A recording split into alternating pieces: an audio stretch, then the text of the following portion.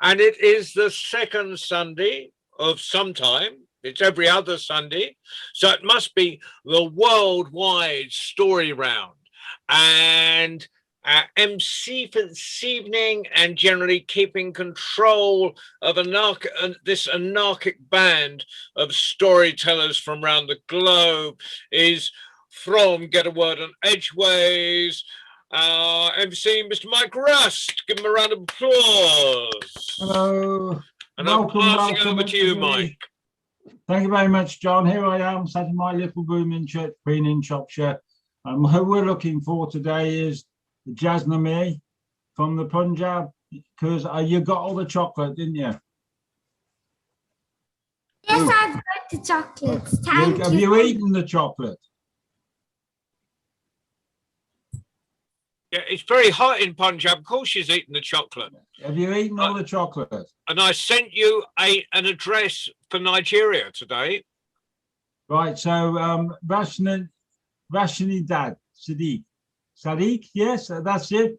So you're far too, because you're not 11 years old. I can see that you're not 11 years old.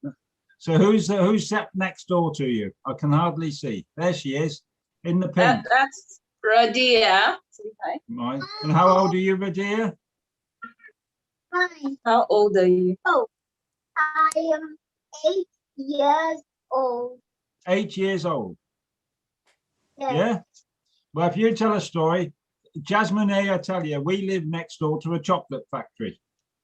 I don't know. I'll think of Okay, my story. Well, They have told regularly, Michael. Rashidat, her sister is Rashidat, and Radia, so there's two. No, I've got it wrong, haven't I? I'll shut up. Yeah. So I'm her mom. Her sister is Rehana. Okay. I knew it was an art. Right. Well, all you have to do is to come along here and tell some stories, and you get chocolate, because we live next door to the chocolate factory. So David from David Heathfield, is there anybody around from the Gaza Strip? You like? Doesn't look like it. No, nobody from Gaza's here right now. No. Right, because they're the ones we have a fund. Tell them, because we've been collecting money over here to buy chocolate to send to the Gaza Strip. Okay. Okay. And we can buy an awful lot of chocolate for not very much money, can't we, Jasnamee? How are you? There was a lot of chocolate, wasn't it? Yes, there were many. Yeah. So your mum sat at the back there. She had to help you eat it as well, I bet, didn't she? Yes. Right, so we're going to start off by telling stories. Now, my friend Chris Lowe's around. No, he's just moved. Where are you, Chris? There you are, Chris. Yes, you can stop eating now. You're going to go first for me. Oh, well, you're always Yeah. doing this to me. Well, I know, because you're a good friend and you don't shout at me. So if you go first, Aisha from Scotland, will you go second? Right, I'll sort out a batting order after that. So Chris first, Aisha second, right, and then we'll go from there. Okay, so I'm going to sit here until everybody's told a story and everybody's done something who wants to do something. So you don't have to run away. You don't have to worry about the time. The cricket is absolutely hopeless. It's not worth going back to watch. Okay, so we're going to ask my good friend Chris. Now, Chris and I have known each other for an awful long time, but probably halfway through the last century we've been talking to each other. And he's always a fine storyteller, and he's booked at festivals this year. He's going to the Storytelling Festival at the Edge. He's going to Bromyard Folk Festival that I know of. And so here we are, Chris. We'll go over to you. All right. Well, it's a pity that we haven't got anybody from Gaza, because the story I've got to tell comes from the Yemen, which is not that far away from Gaza, I suppose. Certainly nearer than I am. Can everybody hear me? Yeah. Yeah, everybody, yeah, okay. Right, and it was taught to me by an 8-year-old girl from the Yemen. She just happened to be living in Bordesley Green, Birmingham at the time. Right, and the story is called Guha. I can't see my face. Why hasn't it come up? on the big screen. I like to see my own face when I'm telling, never mind. Guha the dead man, okay? Now, Guha was extremely stupid. You get stupid people all over the world, and Guha and Yemen is no exception. They have stupid people there, and we have stupid people here. But Guha was really, really stupid. His family loved him, however, but they had to put up with his stupidity on an epic scale. And one day, his wife said to Guha, Guha, go out and get some firewood. Now, if you live in Yemen, you'll probably know that firewood is not in great supply. So he had to wander about looking for a suitable tree to chop down, or perhaps a branch. Before we went out, however, his wife said, Guha, can you put the axe right in your hand? Because he was holding it by the blade or by the head. He was that stupid. She said, no, it's the wooden thing you hold. Now off you go. And he went out looking for a suitable tree, and they were either too big or too small. And then he noticed there was a tree with a branch that was just about the right size. So he climbed up the tree and he sat on the branch. And he thought, if I chop this branch off, it'll be good for firewood. So he started chopping at the branch. Now, I would have liked, I don't know if, can you all see me?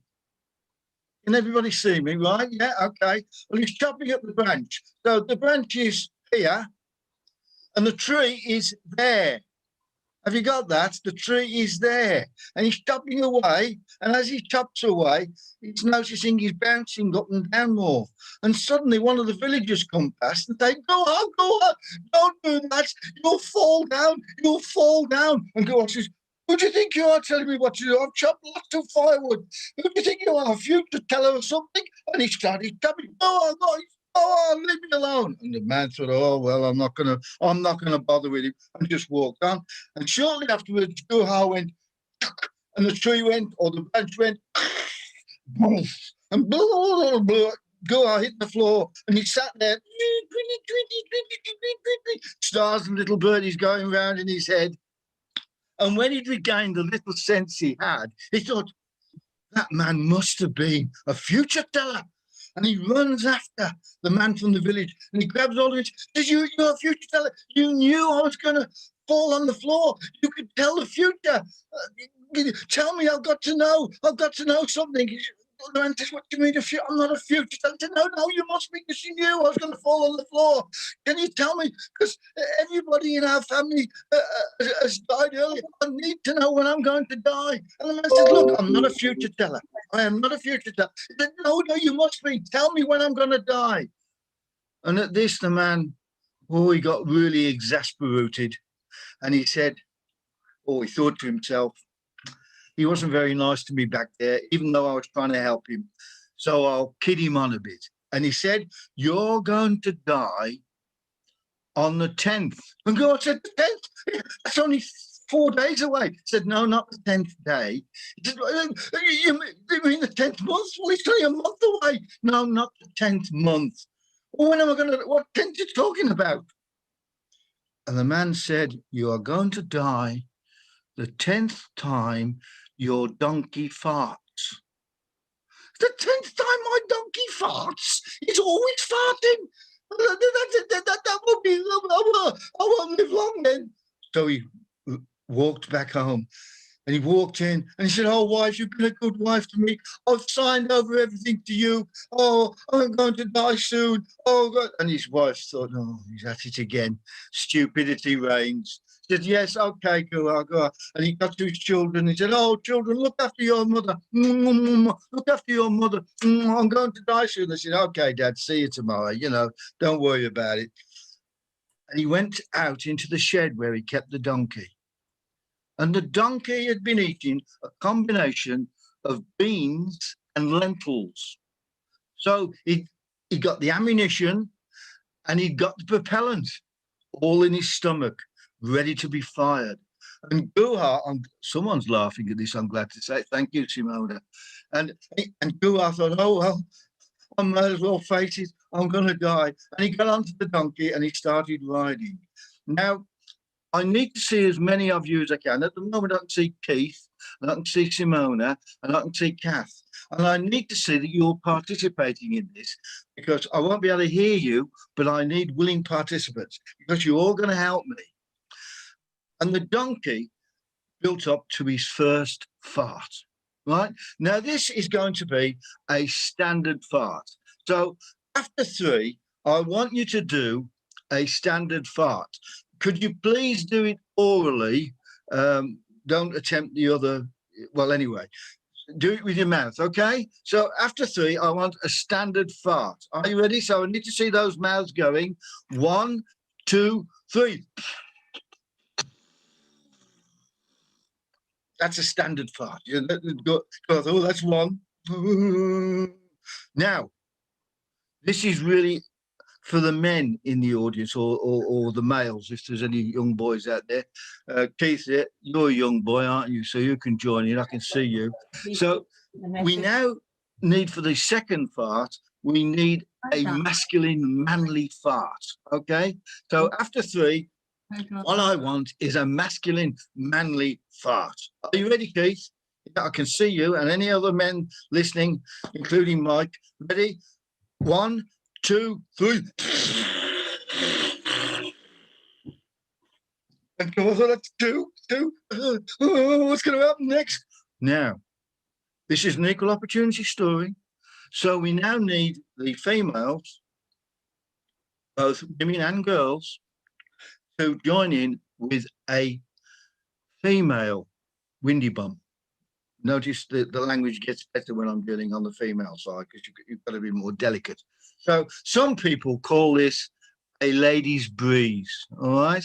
So after 3, what I would like, Simone's still smiling. I like that, Simone. What I would like, and Kathy almost smiled. Yes, she did. Yes, she did. Right. What I would like is a delicate lady's windy bum. Okay, after 3.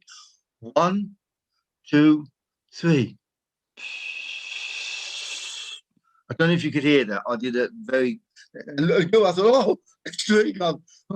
Now, by this time, the beans and the lentils had built up sort of maximum crisis level, whatever you want to call it, and we're going to have what they call a Tommy gun fart. Okay, so after 3, I don't know if you can do a Tommy gun fart, but I'm going to do one so you can join in, because it will go on for a bit longer than the others. So 1, 2, 3.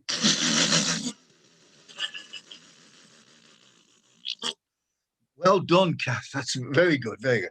Right. So, and he thought, well, that must be 6 or 7, maybe. Oh dear, what's going to happen now? Right. So I think we're now on to the 8th fart. Okay. So when I told this story in Colorado in America, I told it to a bunch of intellectuals, and they joined in with great glee at this point, but I had to explain what a Mexican wave was. So I'm going to pretend, and I'm starting over here, and I can see whoever's over here. I'm going to go across, and as I go across, I want a Mexican wave in the form of a fart, okay? So as I come to you, I'd like you to do a Mexican wave windy bum, okay? 1, 2, 3.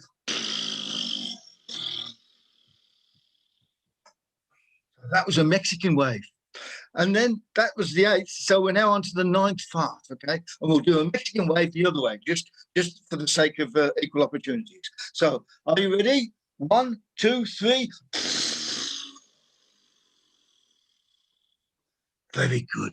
Thank you for your cooperation. You probably realize this is a very difficult story to tell over the line, so online. But we can now come to the last fart. Now, I don't know who you are, blonde, and you're looking very puzzled. But never mind. Oh, it's Diana. Hello, Diana. Give me a wave. Okay. Right. So now, Diana and everyone out there, we need an atomic fart, an atomic strength fart. Okay. So the last one. And go, I thought, oh, this is it. I'm going to die. I'm going to die. And at that moment, After 3, the donkey burst out into an atomic fart. Are you ready? 1, 2, 3.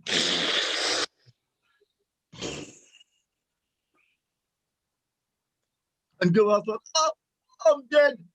And he's so stupid, he fell down on the ground, dead, as far as he was concerned. And he's lying there, and one of the villagers comes past. Oh, Guhar, Guhar, oh, Guhar's dead. Oh, Guhar. He was stupid, but a good man. Oh, Guhar. And he went back into the village to get the people from the village, especially the women, because Guhar, it's a Muslim country, so Guhar's got to be buried within 24 hours. So they pick him up, the men do, and they carry him back with the women wailing by the side, etc., as you're supposed to. And they get him back, and then the women wash Guhar's body all over. And if you can think about that, men, wash him all over. And Guhar's lying there, and he's thinking, death ain't so bad. And then they put him on a stretcher, and they start to carry him out to the cemetery. Now, when they get to a fork in the road, an argument breaks out because a new cemetery has opened up. And someone says, the cemetery's that way. Someone else says, no, the cemetery's that way. No, the cemetery's that way. Guhar's been pulled backwards and forwards. And eventually Guhar sits up and says, when I was alive, the cemetery was that way. And they turn and say, Guhar. They turn to him and say, Guhar, you've made fools of us. You're not dead. And they tip him on the floor, and they take their shoes off, and they start to beat him. And they beat him within an inch of his life. But God loves fools. And so they didn't kill him. God wouldn't allow it. I can prove that God loves fools.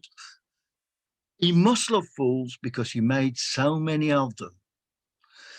And that's the story of Guhar, the dead man who died in one day, was nearly beaten to death in one day, and was resurrected in one day. Guhar, the dead man. Well, Yeah. thank you, Chris. That's lovely. Thank you very much. Right. It's a good fart story is always a good thing to start with. There's plenty of those. We've got plenty of those. Right. So I'm going to go to Aisha from Scotland next, but then afterwards I'm going to Rashidad from Nigeria. Now, is that going to be you, or is it going to be, you gave me the other lady's name, your daughter? Yeah, we actually both want to tell, so I don't know what order. Well, will you go first, and then what's your daughter's name? Radia. Radia, you go first and Radia next, okay? So that would be Okay, 4, alright. okay? After that, Manuela Kelly, you say you have a student with you. Your camera's off at the moment. Okay, so after Rashida, sorry, what was your daughter's name, Rashida? Vida. Radia. Radia, right, then we're going to Jasmine, okay? And after that, Kath, okay? Right, what's it like in Scotland at the moment? Is the sun out for the first time this year? It has actually been really nice today. Now, are you wearing shorts? I was when I was out in the garden, but I'm not anymore. Oh, well, for those people who come from foreign climes, you know, Scotland has 9 months of winter and 3 months of rain. Okay. Basically, yeah. And the midges are that big, and they only eat Englishmen. No, they definitely do eat me as well. I was bitten to death. It was fun. Right, from the northern parts of Scotland and the northern parts of the United Kingdom all in one go. Right, here we go. So, hello. I hope have I told the Maidenstone story here before? I don't think I've heard it. So well, I haven't heard your version anyway. That's good, because I had a little panic because I was going to tell it, and then I was like, I'm sure I remember telling this before, but if I haven't, that's really good. Yeah, so I'm sorry, I've not been here for a while because I've had my finals and I left school on Wednesday, so I'm free now. I'm a free woman. I've got a couple of weeks, well, a couple of months, and then I'm off to university, fun times. So which uni are you going to? Edinburgh University. Now you need to get out to Scotland. Come on, you need to get out to Scotland. You need to go somewhere proper like Belfast. You know. I'll go there one day. But you get free university in Scotland, so I'm not leaving anytime soon, thanks. Oh, well, okay. I'll take it back. Stay in Scotland if it's free. Yeah. Absolutely. Um, So what are you going to do at uni? Scottish ethnology with history and English. Right. That's a mouthful in itself. I won't ask any more questions. Right, Yeah. away you go. So I left school on Wednesday, and I thought I'd tell you a story that I learned in my first year of school.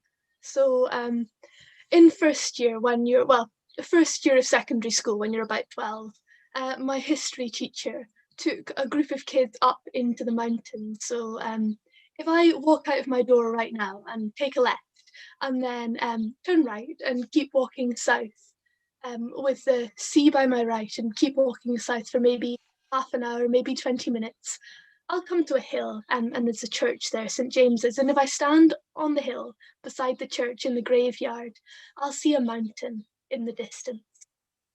And from here, it looks kind of bruised and purple, and with the clouds as they are today, it's quite a cloudy day. It was sunny this morning, but the clouds have come in. It looks almost like a cloud itself, or maybe the clouds look like mountains.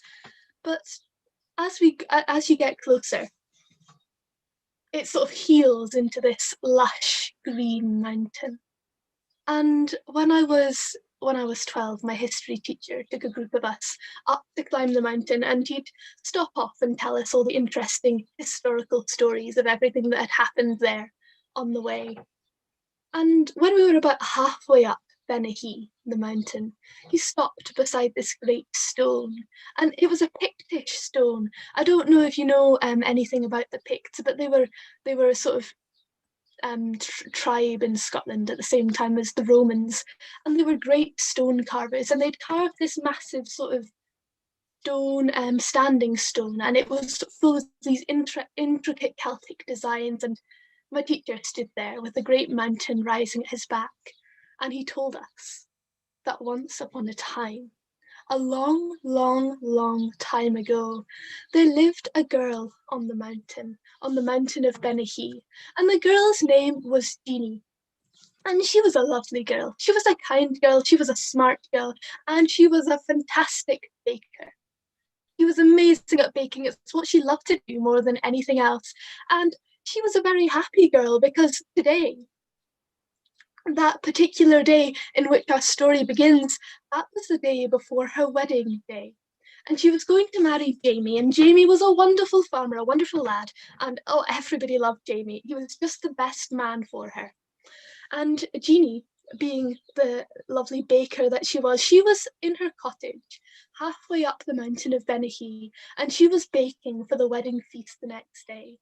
And it's a sort of tradition in our parts that the day before the wedding, the wife and sometimes other women in the household, well, they'll bake bannocks and oat cakes and bread and everything for the wedding feast the next day. And because Jeannie was such a grand baker, she was doing it all herself, and she was looking out at the mountain out of her window, and she was singing to herself, and she was having a grand time. And she was just about to take a tray of oat cakes out of the oven when she saw someone she didn't recognize walking up the path. She'd never seen anyone quite like him before. He had a black tailored suit and a short brown beard and dark brown hair and great deep searching eyes, and he was the definition of a tall, dark, handsome stranger.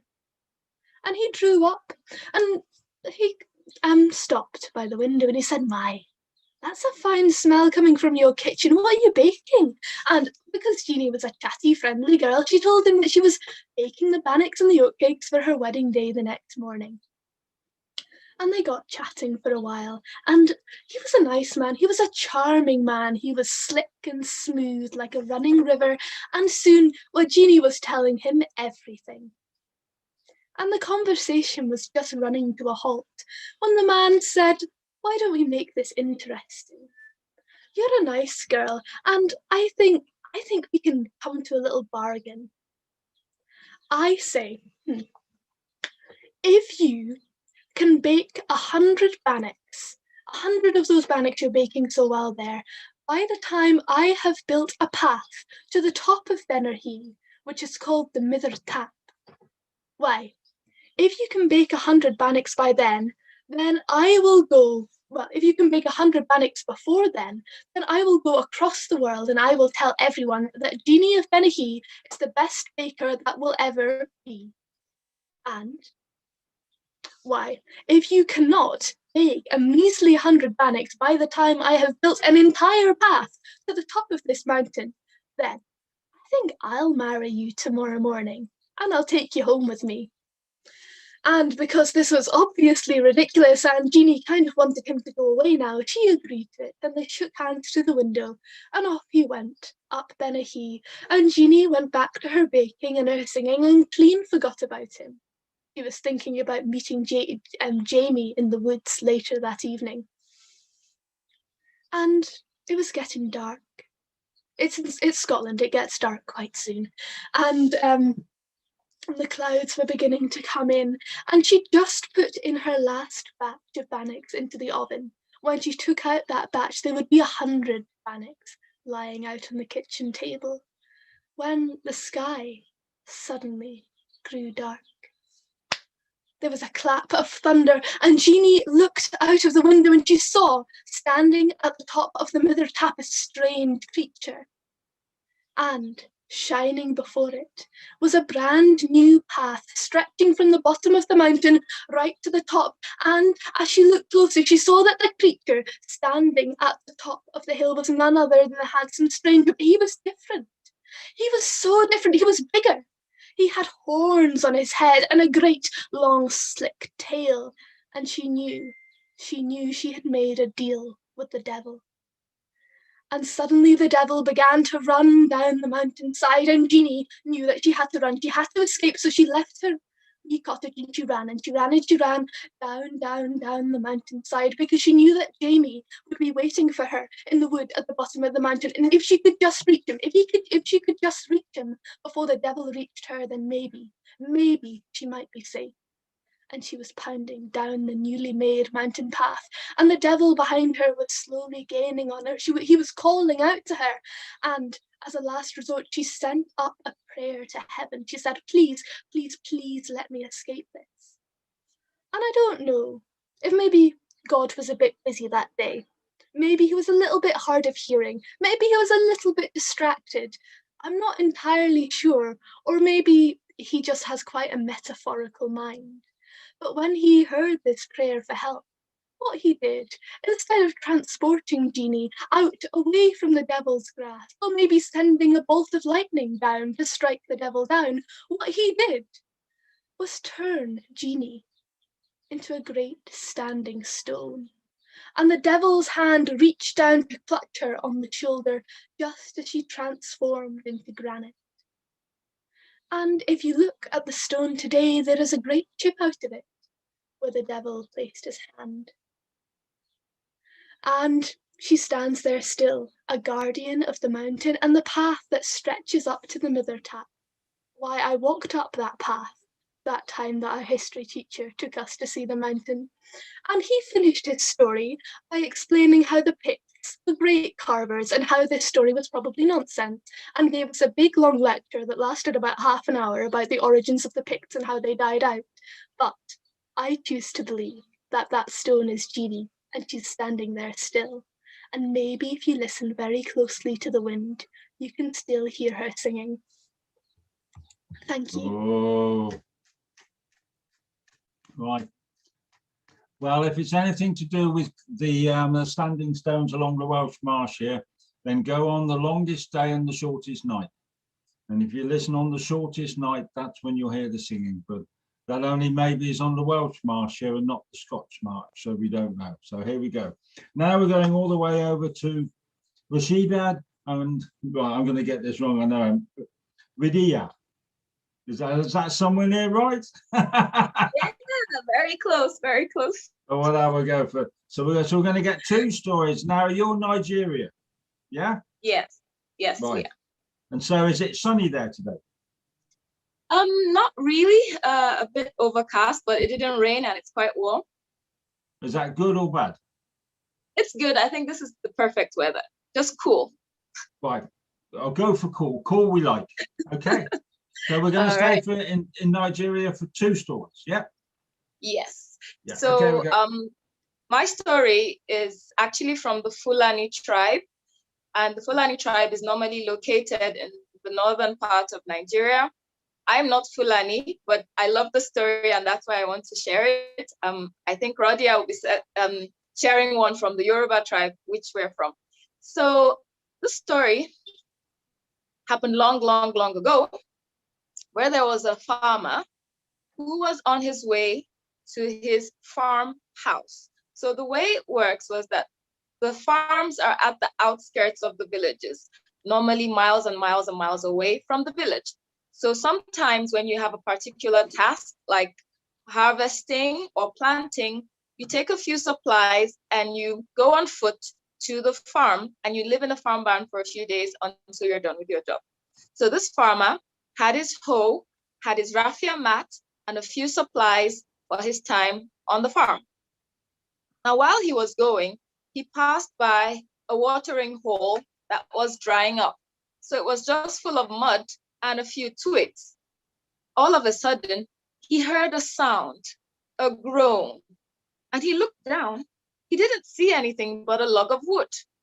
He listened again, and then he saw 2 beady eyes open on the log of wood. It was an alligator. The alligator groaned. "Help me, please help me. The watering hole is drying up and I'm going to die. Please help me." The farmer thought to himself, oh dear, this is a creature of the Creator suffering. If I were suffering, I would want someone to help. What can I do to help? So he looked at the alligator and he asked, "Oh, alligator, I'm just a man. How can I help you?" And the alligator said, "Well, a few miles down, there's another bigger watering hole. If you could just take me over there, I'd have enough water and I'll survive."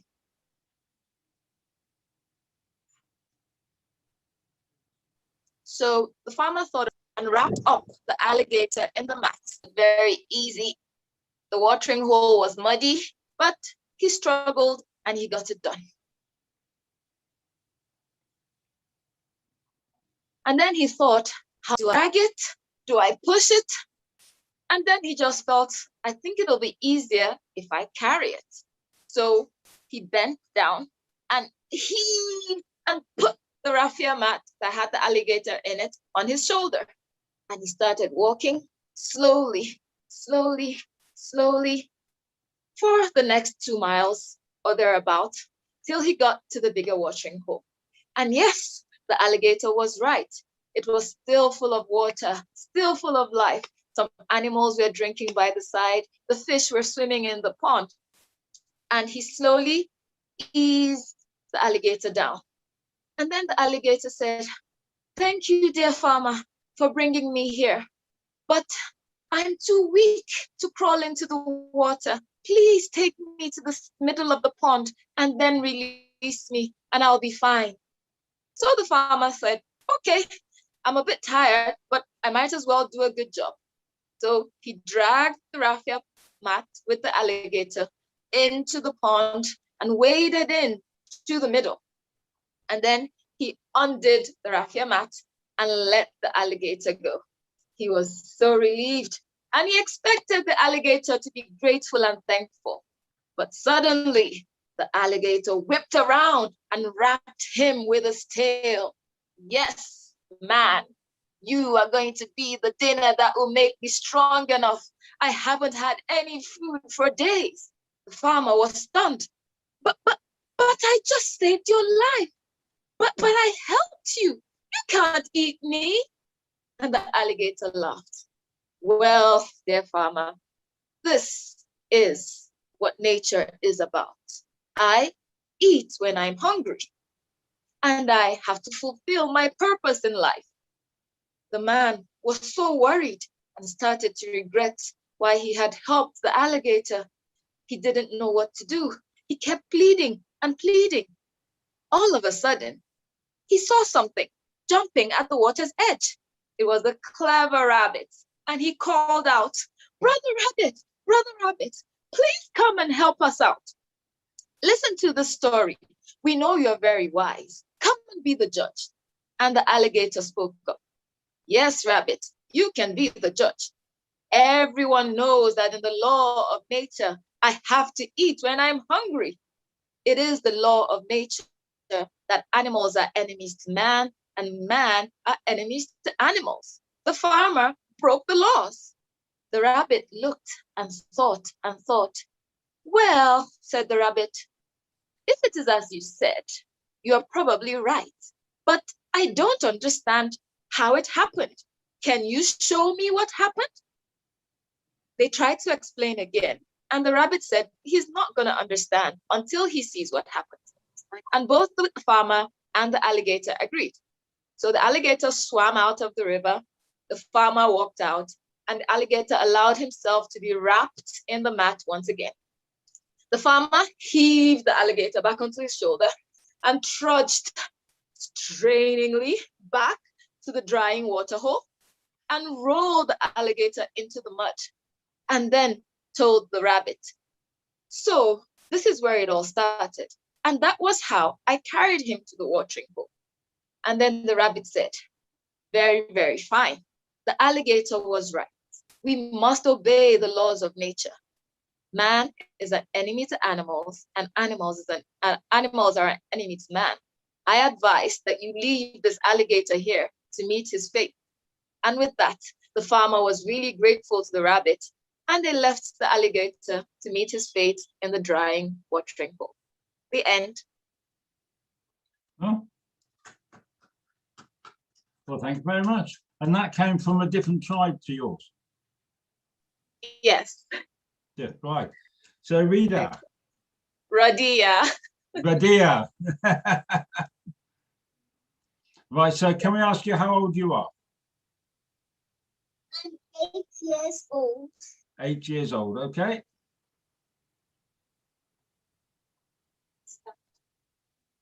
Now, once upon a time, there was a tortoise and there was a snail. The tortoise was the snail's in-law. The snail had a farm. Every night, the tortoise will come to steal some yam in the farm in the night when everyone's sleeping. And then the snail said, is this person that comes to my farm to steal my yam? He was wondering, and then the tortoise said, let me catch that person who comes to steal that yam. I will punish the person who comes to steal that yam. And then the next night, the tortoise came. The snail said he would punish the person who comes to steal. So he said, this night I wouldn't sleep. I will catch the person who steals my yam every night. He waited for hours and hours, almost past midnight. And then he saw the tortoise coming. And then the snail said, caught by the axe. And it was you that you said that you will catch the person. You're gonna be punished. Let me think of a punishment. And he thought, I'm gonna shame you. I'll put you in a trap and chain you to a tree where every human and animal will see you and you will be ashamed of yourself. And then the next day, all the humans and animals came. They laughed and laughed and laughed at the tortoise and laughed at him and insulted him and insulted him. And then the tortoise just looked ashamed of his behavior and what he did.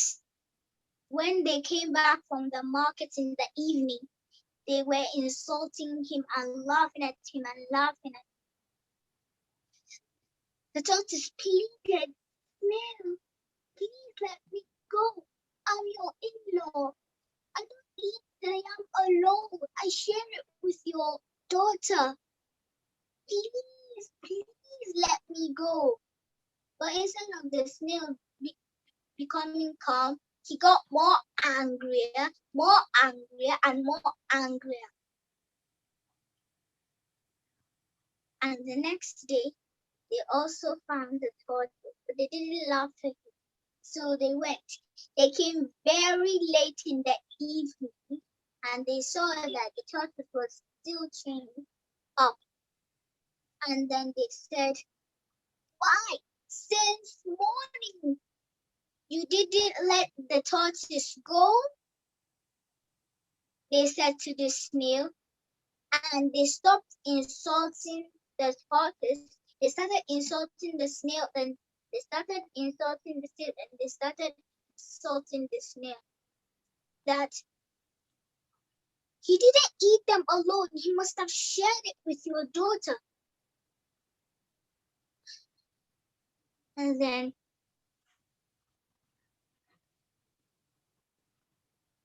the next day, the snail let the tortoise go, but they were still angry. And this day, snails and turtles are not friends again. Well done, well done, well done. Thank you very much. Now, I'll be here in 2 weeks' time, and I expect you to be here as well. Okay? Now, I've asked your mum for a postal address. If you could put some postal address. Did you see that, Rasmi, Dad? Because we've got a postman, and I live next door to a chocolate factory. You've got their postal address. I sent it to you earlier. It's on your Facebook. Oh, on my Facebook. Right, okay. Cheers, there, John. Okay. I hope you like chocolate, young lady. Do you like chocolate? I do. Well, see how much you have a word with Jasmine, because we send so much chocolate she can eat it all at once. No, we're going to Manuela Kelly. Now, I had a message from you saying that you wanted a student to do something for you and not for yourself. Is that right? Can you hear me, Manuela? Yes, if you don't mind, Mike. Maria Luisa, can you hear me? Maria Luisa, I've seen that name on your set. There you are. Yes, I've got you. Right. So you tell me where you're from. I'm from Italy. You're from Italy. Okay. Yeah. The north of Italy or the south of Italy? I'm from Tuscany. Tuscany. Is that the north of Italy or the south of Italy? It's in the center, middle. in the middle. In the middle, right. I come from England and I've never been to Italy. Yeah. Right. So you're going to tell us a story. Tell us a little bit about the story before you tell us the story. What sort of story are you going to tell us? Today, I'm going to tell you a story about a bridge. Okay. So we've got Maria from Tuscany, and she's going to tell us a story about a bridge. Here we go. So I love bridges because, in my opinion, building a bridge is like building a connection, like we are doing tonight. So we are connecting each other through stories. And so now, first of all, I would like to show you this picture. This is the picture of a bridge. Do you notice anything wrong with the picture? So I can tell you that There's my no boats in it. my dad is an engineer, and he told me that the aspect of this bridge is called donkey back, like the back of a donkey. Yeah, okay. And for its unique characteristic, there are these asymmetrical arches. Arches, yeah. This bridge is known as Ponte del Diavolo, which means the bridge of the devil. And this bridge is not far from where I live. It's in Tuscany. So a long time ago, in the small town of Borgo Amozzano, a beautiful place in Tuscany, along the river, a bridge was under construction. So a master builder was commissioned to build the bridge in a very short time, just a few days. But the master builder was worried of not being able to finish the bridge in time. How am I going to complete this bridge? What shall I do? Thought the master builder. And at that moment, the devil appeared before him. The master builder was so surprised. The devil promised him that the bridge will be built within just 24 hours in exchange for the spirit of the first who will cross it. So the master builder accepted the offer of the devil, but he felt guilty because he was going to condemn an innocent. So the master builder rushed to the church of the town, looking for the priest to ask him a solution. I have an idea, said the priest. Let's let a dog cross the bridge first. So the master builder was happy with that solution. So the day came when the bridge was completed, and just before people started crossing the bridge, the master builder threw a piece of meat on the bridge, and he let an hungry stray dog to cross the bridge to eat the meat. Soon the devil realized that he had been fooled, and the spiteful devil changed the appearance of the bridge, and so he changed the shape of the arches, and then it disappeared. And that's how this unique bridge of Borgo Amozzano came to be. Well, thank you very much. That's brilliant. Right. Thank you. Yeah, and your English is very good. We Oh, understood thank you. all of that. Fair enough. Okay. And Manuela, when you're talking to Maria next time, explain to her why she's got a halo behind her head, and get her device needs to be just lifted up a bit and moved to one side. Okay. And it's just something we've all got to learn as we do all this. Okay. And Yeah. I have a wonderful picture of the biggest halo you've ever seen in your life. That was the first time I did it. Okay. Thank Right. you, Mike. Thank you. Jasmine, are you there? There we go. And after that, Kath, and then Simona. Okay, so Jasmine, who's now 4 stones heavier. Just Namhe. Jasmine, yes, what did I say? Yes. Yeah. Hello everyone. My name is Jasmine, and today I'm going to tell you the story of 2 friends and a bear.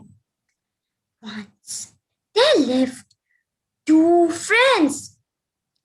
First was John and second was Jack. They were very good friends.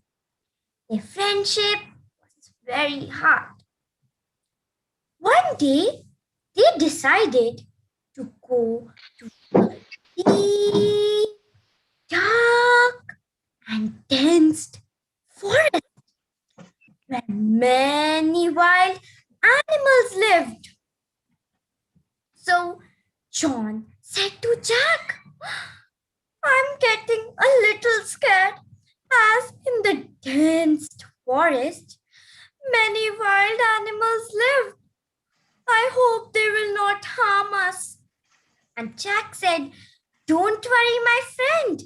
We both are together. We both will hold hands and go to the deep, dark, and dense forest. So they decided to go, and there they went to the deep, dark, and dense forest. As they entered the forest, they heard some noises. Tap, tap, tap, tap. First, they got a little scared. They thought, who is it? As they were humans, and they felt very scared of wild animals. And then Jack said to John, I think there's a big bear who is approaching towards us. He's coming near and near.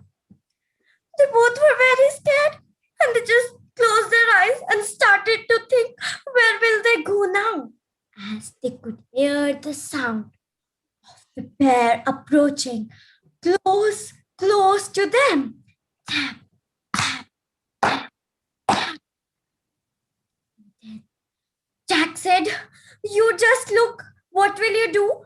I am climbing the tree as I am saving my life. And he quickly climbed up a big tree. As he knew, bears can't climb up the tree. And poor John, standing there, thinking, what will I do? What will I do? I'll be eaten up by the bear. And the bear still approaching. He was about to approach there, while without thinking anything, John just fell onto the ground, acting as he was dead. And the bear approached there. He smelled. There is a human here.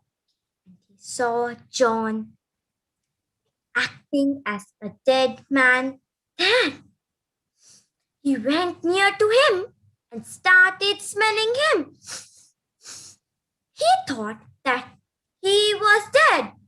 So without thinking anything, the bear went tap, tap, tap, tap to his way. That's the end. So can you guess the moral of the story? No, I can't. No, I can't. So you're going to have to tell us. So the moral of the story is a friend in need is a friend indeed. So the best friend is who helps us in every situation that we face. Thank you. Well done, well done. Jasmine, we have a saying over here in the UK that if you can make 5 friends, that's the same number of fingers and thumbs on one hand in your lifetime, you are a really lucky person. And they are proper friends. All right, and I'm lucky, I think because I'm well old now. And I think between John and I, we might have 8 between us. That's 4 each. Okay. Right.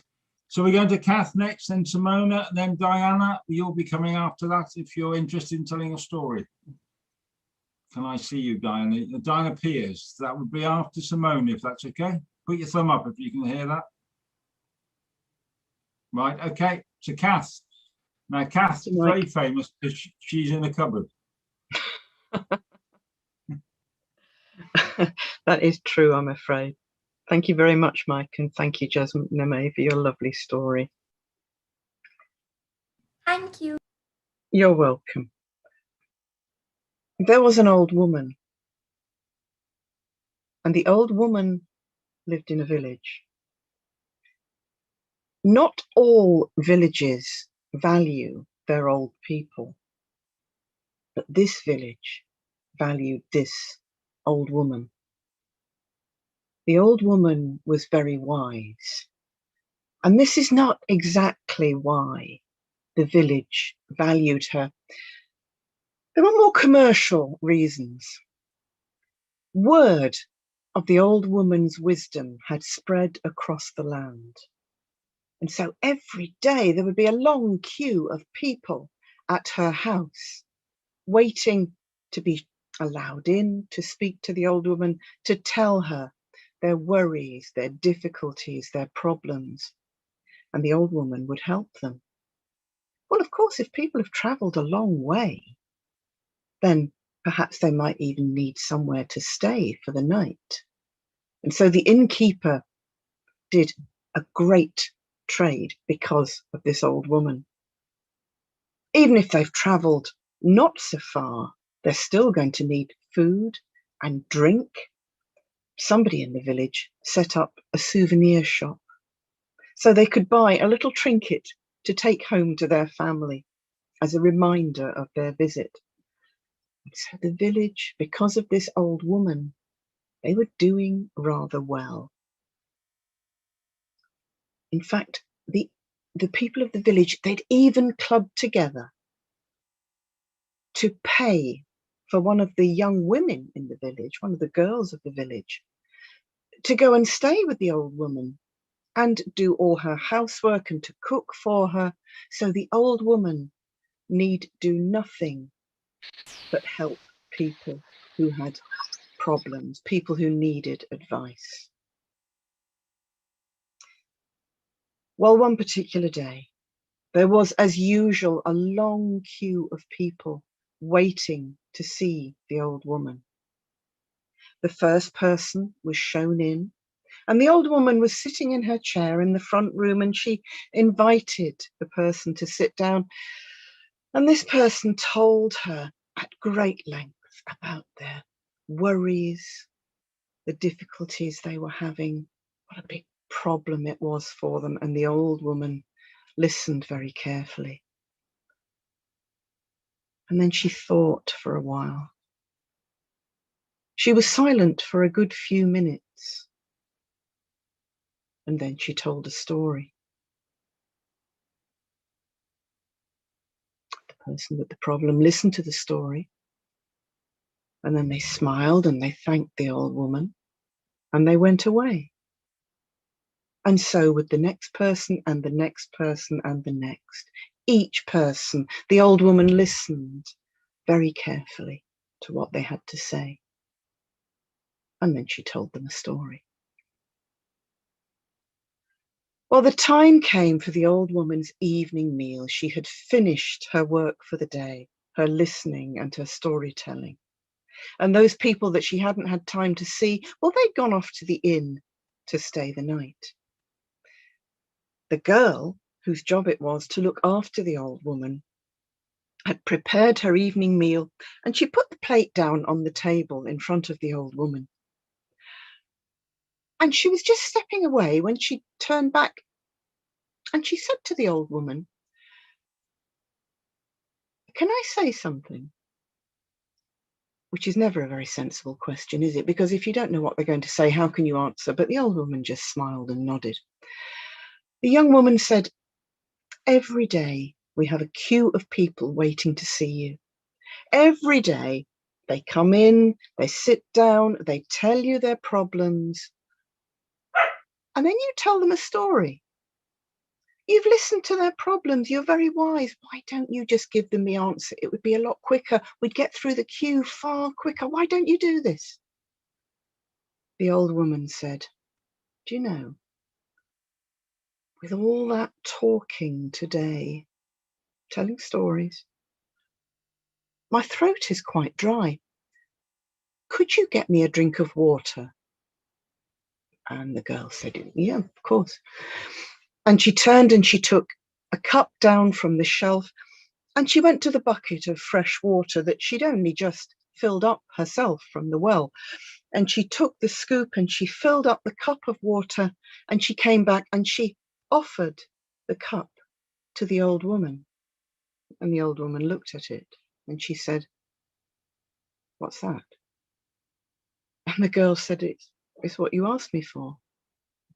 "I don't think it is." "It is. You asked me for a drink of water. Here's your drink. That's what you asked me for." The old woman said, "I asked you for water. I didn't ask you for a cup." Well, perhaps she was going senile. Of course, I'm giving you the water in a cup. How would I carry the water otherwise? And the old woman said, "Exactly." Thank you, everyone. Kath, there's an old saying, these old wives knew a bit. Good wives, they're called. I love those kind of stories. That's lovely. Thank you very much. So we're going to Simona, who I believe is still in Italy. Yes. Still in Italy, yes. Right, now after Simona, we're going to Diana, then Keith and Baba. Okay. Okay, so it's hard to go after Katha. It was mesmerizing, Katha. Thank you for the story. And I've got to say thank you to Chris as well, because he introduced the concept of God loving fools and created a lot of fools, because there are a lot of fools in my story. So here it is. Once upon a time, there was a young man called John, and John was in love with a pretty girl called Jane, and their parents had agreed to their union. One day, Jane's father was working in the garden when he sat down by the well, and looking down at the well, for the first time, he realized how deep the well was. And so he started thinking. He thought, what if Jane had a child, and one day, playing by the well, the child fell into the well and died? And the thought was so sad that the man just sat there and started crying. And after a while, his wife came out, and seeing him crying by the well, she asked him, "Oh dear, why are you crying?" And so the man told her about his thoughts. What if Jane had a child, and one day, playing by the well, just fell down the well and died? "Alas, this might happen," she said, and she too sat down by the well and started crying. And not seeing them coming for dinner, Jane went out and saw them crying. So she asked, "Why are you crying?" And so her father told her about his thoughts. "Oh, no, this might happen." And she too started crying. And it was dark when John came to their house to see Jane, and he saw the three of them crying. And so he asked, "Why are you crying?" And they told him about their thoughts. And the father added, "I don't think you can have our daughter anymore." "You are three fools," said John. And he started wondering if he really wanted to marry Jane after all. And then, thinking and thinking and thinking, he came up with a plan. So he said, "Tomorrow I'll set off on a journey, and I'll walk until I wear my boots out. And if I can find 3 people that are more foolish than you are before I'm barefoot, then I'll come back and marry Jane." And so the following day, when the cockerel sang, he rose and he set off on his journey. And he walked and he walked and he walked until he came to a barn. And outside the barn's door stood a man with a shovel, and he looked as if he was shoveling air into the barn. And so John stopped and asked him, "What are you doing?" "Well," said the man, "I'm obviously trying to shovel the sunbeams into the barn so that it can ripen my corn." "Oh," said John, "why don't you just take the corn outside for the sun to ripen it?" "That's a great idea. I had never thought of that," said the man. "Thank you, for you have saved me a great deal of hard work." "Well, that's fool number one," thought John, and he walked away. He walked and he walked and he walked until he came to a cottage. And on the roof of the cottage stood a man with a ladder and a rope tied around the neck of a cow. And the man was pulling the cow up on the roof. So John stopped and asked him, "What are you doing?" The man said, "Well, of course, I'm trying to pull this cow up on the roof. I want the cow to eat that soft tuft of grass that's growing right there on the roof." "Oh," said John, "why don't you just take the grass and give it to your cow?" "That's a great idea. I had never thought of that," said the man. "Well, thank you, because I had already lost a great deal of cows trying to pull them up on the roof." "Well, that's fool number two," thought John, and he walked away. He walked and he walked and he walked, and he had almost worn his boots out when he came to a field. And in the middle of the field stood a pair of trousers held up by two sticks. And a man in his underpants was running around the trousers, jumping over and over them. So John stopped and asked him, "What are you doing?" And the man said, "Well, I'm obviously trying to jump into my trousers to wear them." "Oh, why don't you take your trousers and draw them on?" "That's a great idea. I had never thought of that. Thank you. But I just wish you had come earlier, for I have lost a great deal of time trying to jump into my trousers." "Well, that's fool number three," thought John, and he walked away. And not having worn off his boots yet, he decided to go back home. So he walked and walked back home, and he asked the parents of Jane if he could marry her, and he convinced them. And so John and Jane were married, and they lived happily ever after. They had a child, but the child didn't fall into the well, for John put a fence around the well. That Thank you. was lovely. Thank you very much. I'd like to say your English gets better and better. Right, so we're going to Diana, who's not with us anymore, so she's had to scoot off. So I'm going to go to Janet next, if that's okay with you, Janet. I'll give you a moment to get yourself sorted out, because I want to talk to Keith, Baba, David and Mike Flatterdy. Time is beginning to pass a bit, and there's four of you, so I put you all four of you in one category. Is there any chance all four of you could do a shorter story tonight? Would that be okay?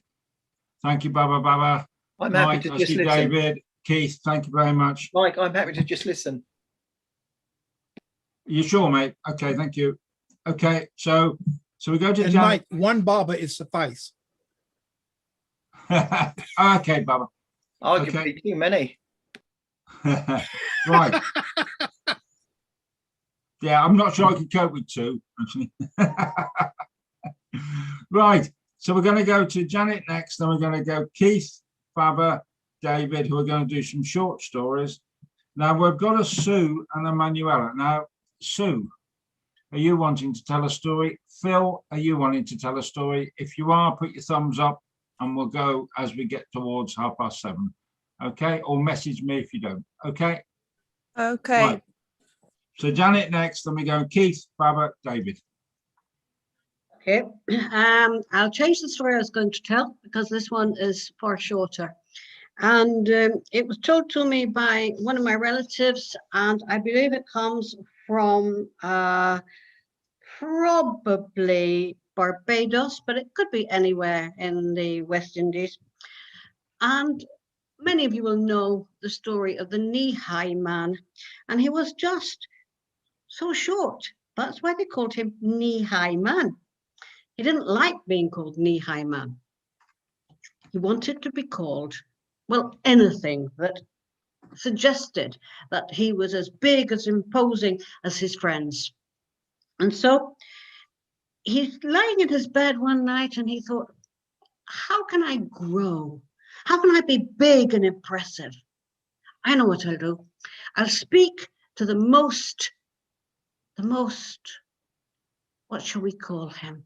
Imposing creature on the island. Now that's Black Bull. Now Black Bull lives up in Scotland, on Barbados. Now Black Bull has a big field of his own. And so knee-high man travelled up there and he spoke to Black Bull and he said, Black Bull, how come that you are so big and so strong and you have got such a loud voice? Whoa! So Black Bull, it's very simple. What I do is every day I eat grass. And when I have finished eating grass, I gallop around my field and I bellow. And everybody knows that I am big and important. My knee-high man went back home. Fine. For a month, he ate grass. A whole month grass. And at the end of each day, he would run around. He didn't have a field, but he just found a patch of grass. And when he got to the end of the day, he bellowed. And did his friends think he was big and important?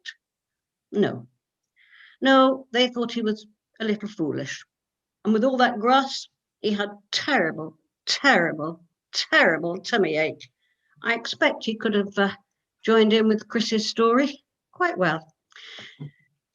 So thought, right, okay, where will I go now? Who can I see? I know, he thought, I'll go and see Brown Horse. Now, if you go to the edge of Bridgetown, that's where you find the racecourse and the stables. And so he found Big Brown Stallion. And he said, Big Brown Stallion, tell me, you are big, you are special, you are hugely important. How do you do it? And the horse said, well, it's quite simple. I eat hay. That's what I do. Every day I eat hay. And then, at the end of the day, I gallop around the track and I neigh, just to make sure everybody knows how important I am. Knee-high man went home and he ate hay. For one whole month, he ate hay. And at the end of every day, he galloped around his hut and he went, nay! And did his friends think he was special and important? No, they just thought he was a little odd. And so he thought and wondered, who could he speak with? And as he wondered, he heard Hoot Owl up in the tree, up in the pine trees, up in the pine trees by the bay. That's it. He waited until it was just getting dark. Nobody would see what he was doing. And Hoot Owl would be ready. He would be awake. This was a good time. And so Nehi Man crept out, crept quietly to the trees. He climbed carefully up the tree, and there, sitting with his eyes large and wide awake, was wise Hu Tao. I want to be big and important and impressive, said Nehi Man to Hu Tao. I see, said Hu Tao. Oh, I see. Why? Well, I want to whoop my friends. You want to what? I want to whoop my friends so they know that I'm big and important and strong and impressive. I see, said Hu Tao. And he looked down onto the ground.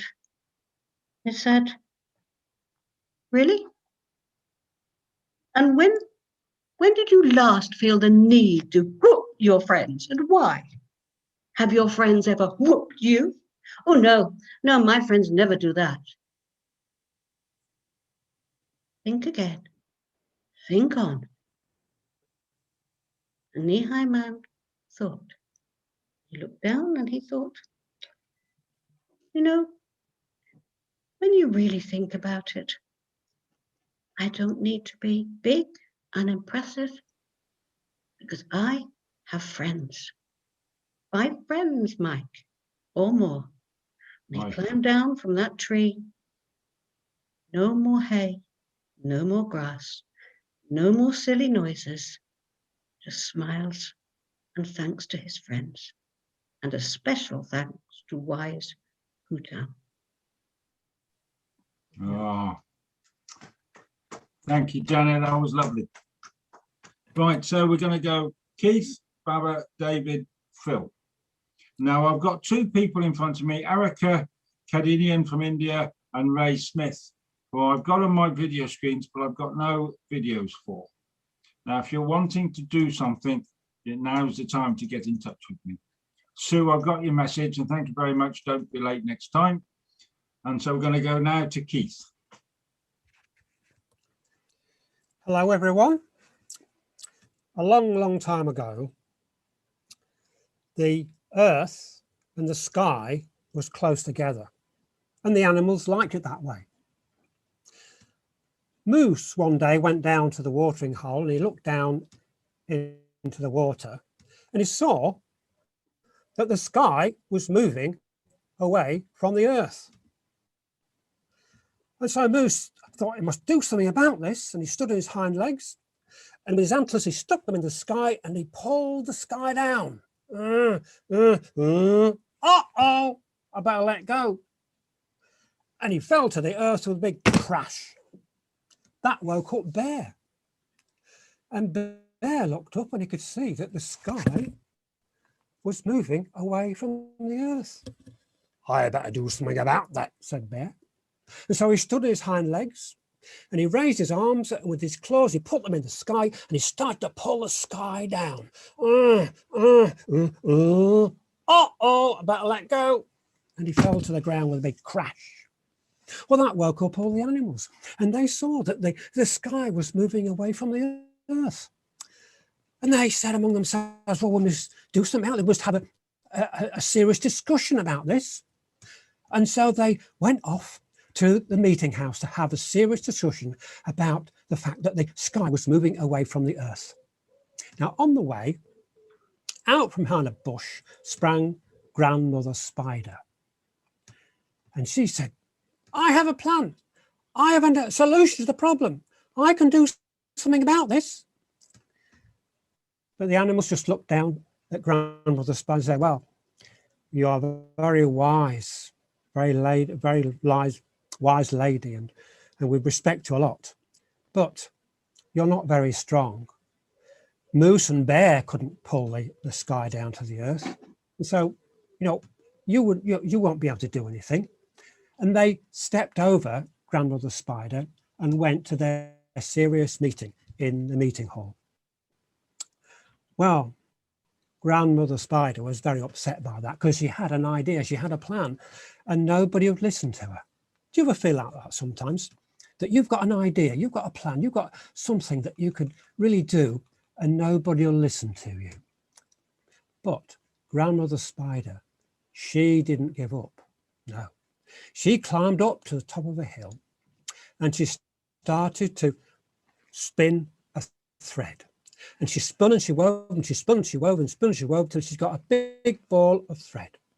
And she tied one end to a tree and she threw it up into the sky and it unraveled and raveled and raveled and raveled and raveled, but it came down with a big, didn't reach the sky. But she didn't give up. She started to spin and weave again. She spun and she wove and she spun and she wove. She's got an even bigger ball of thread and she threw it up into the sky and it unraveled and raveled and raveled and raveled, but still it didn't reach the sky and came down. Ah, what am I going to do? Anyway, she didn't give up. No. She started to spin and weave again. She spun, she wove, she spun, she wove in a bigger thread. And this time with a great effort, she threw it up in the sky and it unraveled and raveled and raveled and it caught on the sky. And she's able to pull it like that. And then she's able to climb up that thread. All the time she's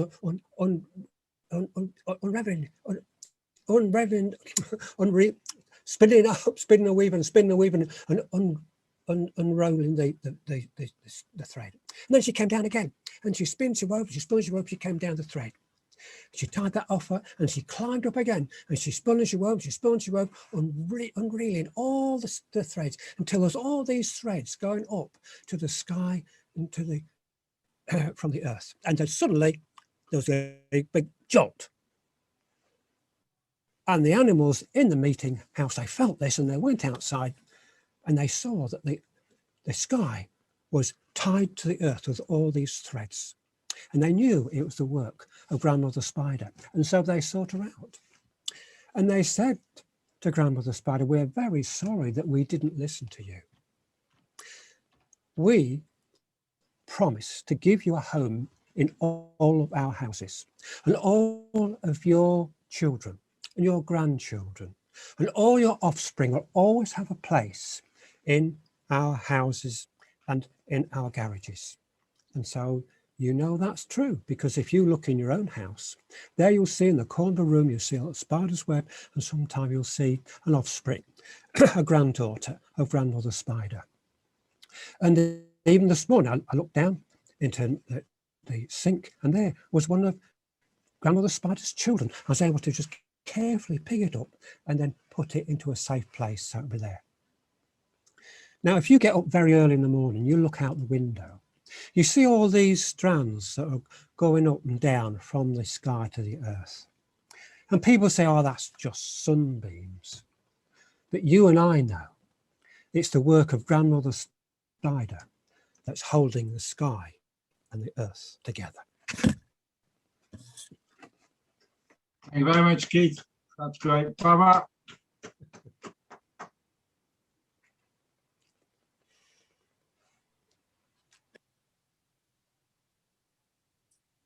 Okay. So usually this is these are interactive stories, but I promise to make them short. But I have to say this. In my illustrious career, I've been actor, writer, producer, director, a whole bunch of things. But these real quick stories are going to tell you why I don't do comedy. First story. You don't have to unmute, but every time I say doom doom, you must say dum dum. Doom doom. So this is a doom doom story. Doom doom. Dum dum. So Doom Doom moved from the country to the city with his mother and his family. But Doom Doom, he wasn't the brightest bulb. In fact, he wasn't the brightest candle on the wick. So Doom Doom, Dum Dum, he noticed that his neighbors were setting out these big cans every other day. So he said to one of them, "Why are you setting out these cans?" They said, "Oh, these cans are full of our trash. They're full of our trash." So Doom Doom, Dum Dum, he's packed his cans full of trash, set them out too. The next morning he looked out and all the trash was gone. He said, Mother, Mama, call the police, call the police. She said, Doom Doom, why should I call the police? Someone has stolen our trash. Oh, Doom Doom. The next quickie, King of the Jungle. There was a young lion, and I'd be lying to say that he wasn't young. He was feeling full of himself. And this young lion knew that he was in line, he was next in line to be king of the jungle. And so the young lion was traveling around the various points, and he saw a little monkey. And the monkey fell from the tree. And the lion pounced on him and said, who's king of the jungle? Who's king of the jungle? And the monkey looked up to this terrible beast with these great big teeth who looked like he could eat him in one bite. And he says, you, oh mighty lion, you are king of the jungle. And the lion says, that's right, and don't forget it. And he stepped off the monkey. And then he saw a zebra, and the zebra saw the lion, and they both started racing. But the lion jumped up and brought the zebra down and held it by the neck and said, who's king of the jungle? Who's king of the jungle? And the zebra, fearing for his life, says, oh, you're king of the jungle, oh mighty lion, you're king of the jungle. And the lion stepped back and said, that's right, and don't you forget it. And then he saw an elephant off in the distance, and he ran up to the elephant, and he looked up at the elephant and said, who's king of the jungle? Who's king of the jungle? The elephant was having a rough day, looked down at the lion, took its trunk, grabbed the lion by his tail and went boom, boom, boom, boom, boom, boom, boom, and then tossed the lion away. The lion rolled and tumbled and finally stood up and said, if you don't know the answer, just say so. Am I lying? And not knowing well enough to let alone, unmute. Would you like to hear the shortest story ever told? Yes. Go on then. Do you want to hear it again? And this is why I don't do comedy.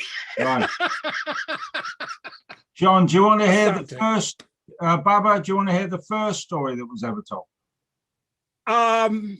My dad told it to me, but yes. There were two men sat in a cave a long, long time ago. And the third one walked in and sat down and said, you'll never guess what's happened to me on the way here. Like I said, my dad told me that story. We're going to David. Hiya. So yeah, there's going to be a monkey in this story too. So this is a story I learned from Maria Nieves Lopez from Venezuela, and I learned it on a beach. Ooh. Yeah, it's a good place to learn a story, isn't it? Is she beautiful? It was a long time ago, and that's a long time ago story.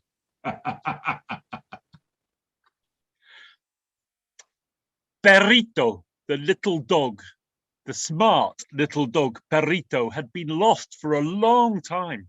Perrito was lost in the middle of a deep, deep forest, wandering for days, and Perrito came across a pile of white bones, gleaming white, and there was no meat to eat. Perrito sniffed at the pile of white bones. Well, at that moment, Perrito, who had a sharp sense of smell, caught the scent of another creature. He caught the scent of a panther. And the panther was stalking through the forest, coming to catch little Perrito. Oh no, thought Perrito, that panther will jump on me. That panther will eat me up. At that moment, Perrito had a smart idea. Ching! He called out at the top of his voice, and licked at the bones. Oh, I'm still hungry. I wish another panther would come along. Well, hearing that, the panther fled in fear. But up in the tree above Perrito's head, there was another creature, the monkey. And the monkey had seen and heard everything. That little dog thinks he's smart, said the monkey. I'll show him who's smart. And the monkey swung away through the trees to tell the panther how he had been tricked. Well, Perrito was still lost, still sniffing that pile of gleaming white bones, when he caught the scent of two creatures, the monkey and the panther, returning through the forest. And he could sense that the panther was furious. The panther wanted to devour little Perrito for tricking him. Oh, what could little Perrito do? And at that moment, just as the panther was about to leap, Perrito shouted at the top of his voice, "Oh, I wish that monkey would hurry up and bring the panther for my supper as he promised." Well, the panther fled again, this time not only in fear, but also in fury. I tell you, it was not the little dog that the panther had for his supper that day. Now, Maria Nieves Lopez, when she told me that story, said, "Don't be like the monkey and go round telling tales. Don't be like the panther and believe everything you're told. Be like the little dog.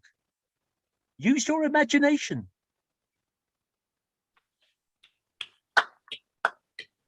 Brilliant. Thank you very much, Terry. That's great. So we're going to Phil now. So where are you from, Phil? I'm from Stonehaven, just south of Aberdeen. Right. I hope you can't hear that, but my mobile phone's ringing in the other room. There's nothing I can do about it. Right, this is a wee story. It's called The Wee Tale. And I come from Stonehaven, as I said. And over that hill is Bankery. And in between Bankery and Stonehaven is an area called Durris. And it's a right farming community. And there's a lot of sheep farmers in there. And this day, this sheep farmer is out feeding all his sheep. And he feeds them neeps out the back of the bogie as it drives along, and he gets up on top of the bogie and he starts counting his sheep. 1, 2, 3, 198, 199. Wait a minute, there's one missing. So he starts again. 1, 2, 3, 198, 199. Oh, wait a minute, there's still one missing. This will never do because he's a good farmer and he needs to find his sheep. So he gets off the bogie and he jumps on his quad bike and he raves it up, brum, brum, brum, brum, and he's off over the park and up the hill. And as he can go a bit, he kind of jumps up and he goes, "Oh, I found it. There it is. It's over there around the corner." And he spins round on 2 wheels, nearly tipped quad bike, gets down there, and there is his sheep. And it is in the most God-forsaken place that a sheep could ever get stuck. It is layered in the most guttery hole of gutters you have ever seen. And the farmer just thinks, "Oh, what heat, how am I going to get this out of here?" So he wheeks off his jacket and he climbs down in amongst the gutters with the sheep and he grabs hold of the sheep and he hauls and he hauls and he hauls and he can't get it off. So he rolls up his shirt sleeves and he grabs hold of the sheep and he hauls and he hauls and he still can't get the sheep out. Wipes the sweat off the broom, which is not a good idea because his hands were covered in gutters now, so his face is now covered in gutters. His wellies are a wee bit stuck and his feet to take a step just in case he comes right out to his wellies. And he grabs hold of the sheep's tail and he pulls and he pulls and he pulls. And that is why the story is called A Wee Tale. Thank you very much. Right. A little short And one. Radia, I hope you understood all that because Oh. that's how we speak English in Scotland all the time round here. Radia's face looked an absolute picture, Phil. She was sat there in Nigeria wondering, what language is What this on earth lady is she speaking? saying? So you'll have to visit us over here in the UK, Radia, sometime. You'll understand that we have dialects, it's called. So people speaking, it's all English, but sometimes it just sounds a bit different. It's Hey, called Mike. Doric.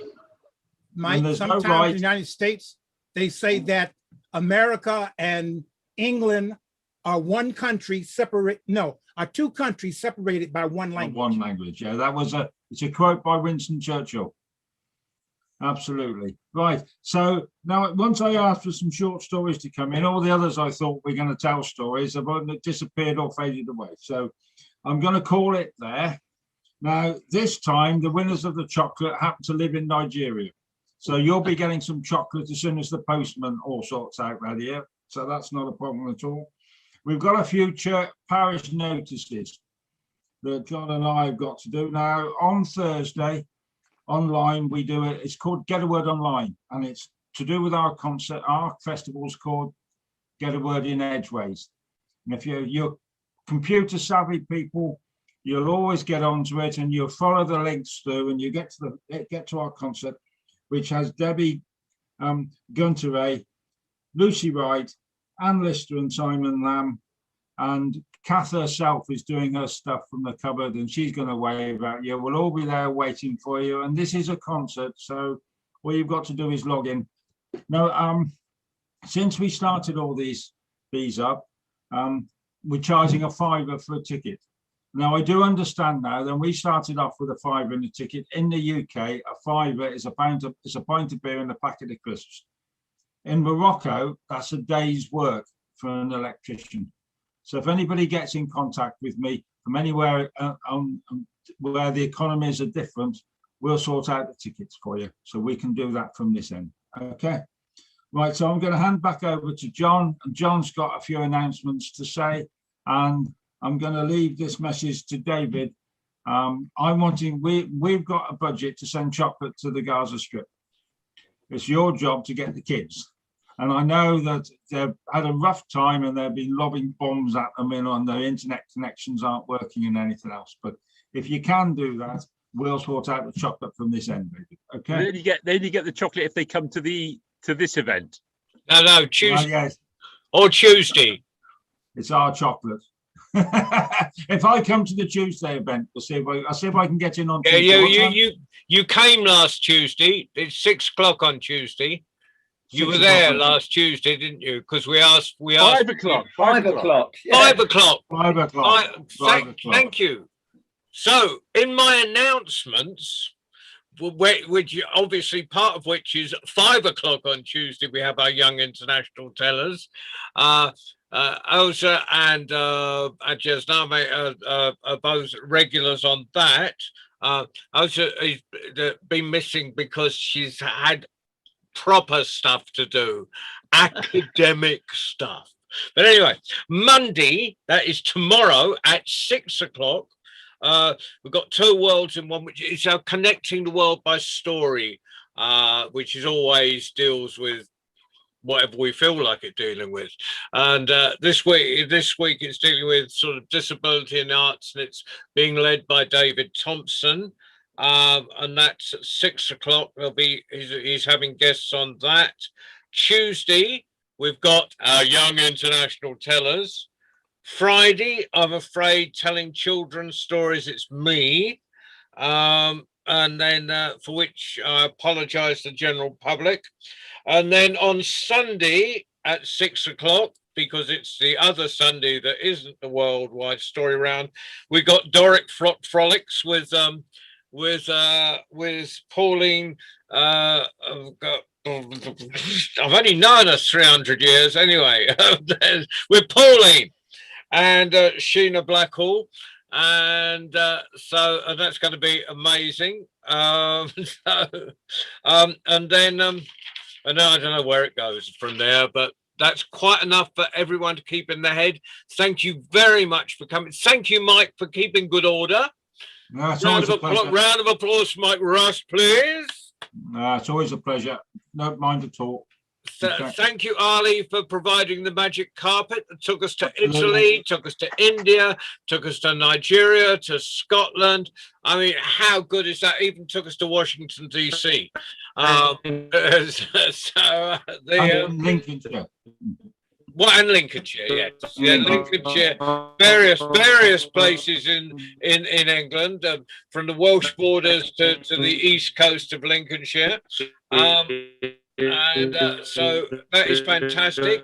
Unmute yourself, just natter if you want for a few minutes till Ali turns us all off, but you can say that if you want. I think Radia wanted to tell Mike something. The story at school. Who's I speaking? told the story at school. Oh, well done. I he- think she's bidding for her chocolates. Yeah, Mike. Mike, the 2 first weeks. day we joined, the first day we joined in, Mike challenged her to tell a story at school, and she did. So she just wanted to tell you about it. That's what you do. Yeah, Mike hasn't got any Everybody memory quiet. cells, but 4 John, weeks ago he said that. Right, John Rowe, you be quiet a moment. Everybody mute yourselves. Radia, tell me what happened. Okay, tell him how you told the story. Not the story itself. What happened? No, what Oh, happened I in can't school? hear you. Speak up. What's the name of your school? What's the name of your school? What was the school? What class? Foliage. And what's Say it properly. and what's the name of your teacher? What's the name of your teacher? Mr. Suleiman. Does he shout at you? Does he shout at you? Yeah. So tell him the class you took. Only There's one.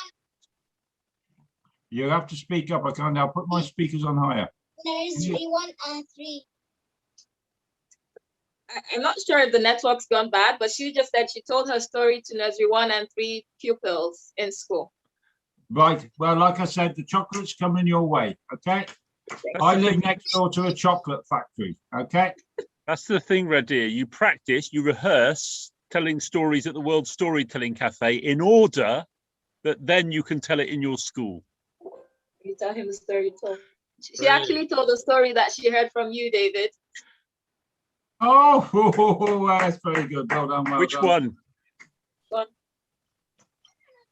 One of happened? the 3 brothers, and the one you told with, I think. They had this 3 brothers had to go on a quest with a feather. The first one started with like they were each given a feather. Oh, wonderful. It's a Oh, Grimm's wonderful. tale. I The know 3 that feathers. one. Yeah. Right. Radia, do you like white chocolate or brown chocolate? All chocolate. That's the answer. All chocolate. Do you have Smarties in your country? Yes. Do you have blue Smarties? Blue? Blue what? Blue Smarties. Yes. You've seen blue? Okay. Yeah. All right. Okay. Right. We'll get you some blue Smarties. Okay. Thank you. What's a Right. Smartie? What's I'll a- sit- when you come to the UK, Baba, we'll introduce it to you. Okay, mate? All right. It's like a proper M&M. Got you. As long as it's not a Skittle. And they have fun questions on them, like what D fixes your teeth? Oh yeah, it's got riddles. Riddles designed for 3-year-olds, but they're fun. Oh, then they're too complicated for me. Absolutely. So what goes up down but can't go down up?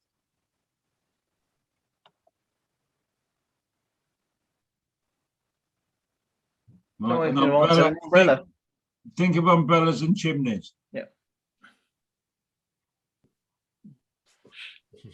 Right. You away, David. Right. Yeah, bye. Bye. Right. Hi, David. David. Right. Okay. So I'm going to cut unless anybody's going to Thank think. you. I'd like to say, Chris, thanks very much for coming, mate. It's been a while since we've seen each other, and I guess we're going to see each other at Bromyard, if not before. So. Hopefully. Oh, there'll be all 3 of us at Bromyard then, won't there? So Wow, that should be good fun then. that'll be a pint or 2. Yeah. And the rest. Really? And the rest, yeah. Who said that? I did. Yeah, absolutely. Yeah. Okay. So I've got the postal address, John. It's on my phone, is it? Yeah, I sent it on a Facebook message Right. Okay. because it was sent to Mike. It was sent to David Heathfield, who sent it to me, who sent it to you. So the address has already been around the world. Oh, cool. Quick Right, question. okay. Who's the chocolate I'll get that master? started. Mike Rust is the Bourneville. chocolate master. The All right. factory So, is Mike, at did you- Bourneville, and it's called. Did you Go know on. that in E.T., M&M's was offered the opportunity to feature, to do what they call product placement, and they turned it down. And Skittles said, well, we'll do it. And since then, Skittles has been giving M&M's a proper going in competition. Well, our chocolate factory is at Bourneville, and it's called Cadbury's. Yes, in the United States, we Yeah. have Hershey's. Yeah. Never heard of it. I was given some once. That's not proper chocolate. Proper chocolate comes from Cadbury's. Okay, we have a pint and a half of milk in every half a pound. Don't you worry about that. We know about chocolate. Until the next time, my good friends. See may you y'all all. tell a Bye. tale worth telling. All right. All right. Bye. Bye. To be Everyone. continued.